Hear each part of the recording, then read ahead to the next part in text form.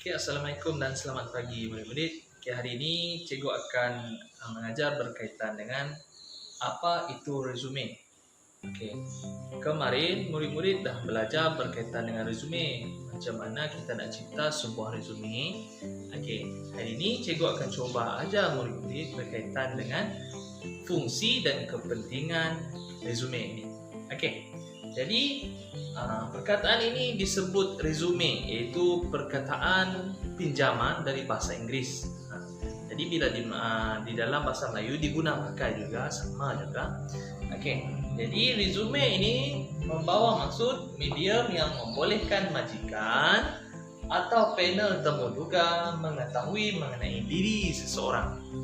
Okey. Jadi cikgu akan terangkan sedikit apa itu resume. Maksudnya, contoh selepas murid-murid SPM contoh nak kerja di IMAT, pasaraya ataupun di pejabat dan sebagainya, perlulah menggunakan resume ini. Okay. Jadi resume ini berguna sebelum murid-murid ingin memohon pekerjaan.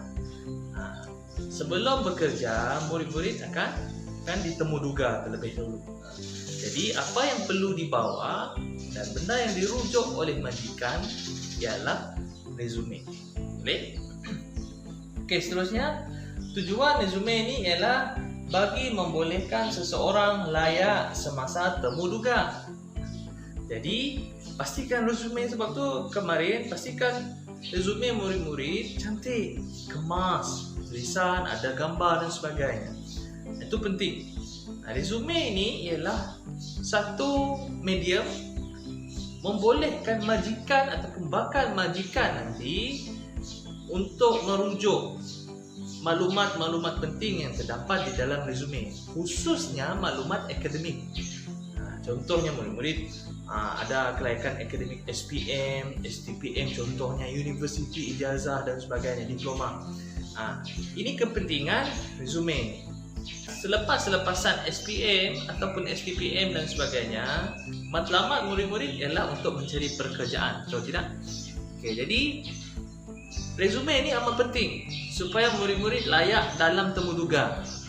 Resume ini untuk membantu murid supaya layak dalam temuduga. Layak maksudnya lulus dalam temuduga anda.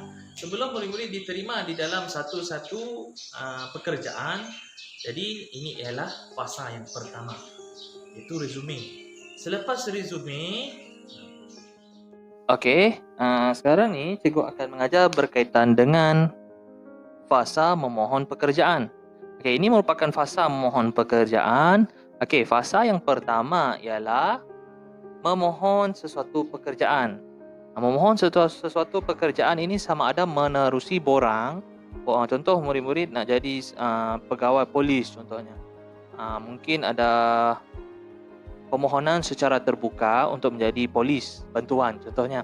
Jadi murid-murid akan gunakan borang yang disediakan dan isi seterusnya. Murid-murid akan memohon. Itu yang pertama. Yang kedua, memohon menerusi online. Dari online banyaklah laman sesawang yang boleh murid-murid gunakan. Contohnya seperti Job Malaysia. Itu antara contohnya lah. Banyak lagi sebenarnya. Jadi selepas murid akan memohon, contohnya permohonan murid-murid diterima, tak semestinya murid-murid akan terus bekerja. Tidak. Murid-murid akan bergerak ke fasa yang kedua. Fasa yang kedua ialah dipanggil untuk ditemuduga. Jadi murid-murid akan dipanggil untuk ditemuduga. Semasa ditemuduga itu, murid-murid perlulah berpakaian kemas, bersiap sedia. Jadi murid-murid akan membuat persediaan yang rapi, iaitu menerusi 3 perkara ini. Jadi yang pertama iaitu resume. Sebab tu sebelum murid-murid nak belajar, sebelum murid-murid nak bekerja, murid-murid perlulah menyediakan resume. Resume cikgu dah terangkan tadi apa kepentingan resume.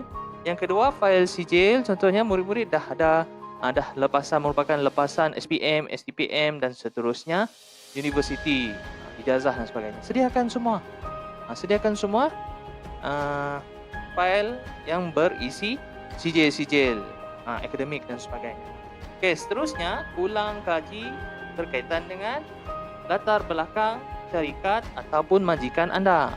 Okey, sebelum kamu nak mohon sesuatu pekerjaan, kamu perlulah membuat kajian. Kajian secara umum berkaitan dengan latar belakang syarikat anda. Jangan tak tahu langsung. Nanti semasa temu duga, pelbagai soalan yang akan diajukan kepada kamu. Kalau kamu berjaya menjawab soalan tersebut, insya-Allah kamu akan diterima untuk bekerja di firma, syarikat ataupun pekerjaan tersebut, insya-Allah. Selepas kesemuanya diterima ataupun temu duga anda lulus, barulah anda akan bergerak ke sini. Lulus atau tidak, barulah boleh kamu bekerja secara rasmi. Faham? Di syarikat tersebut. Boleh? Okey.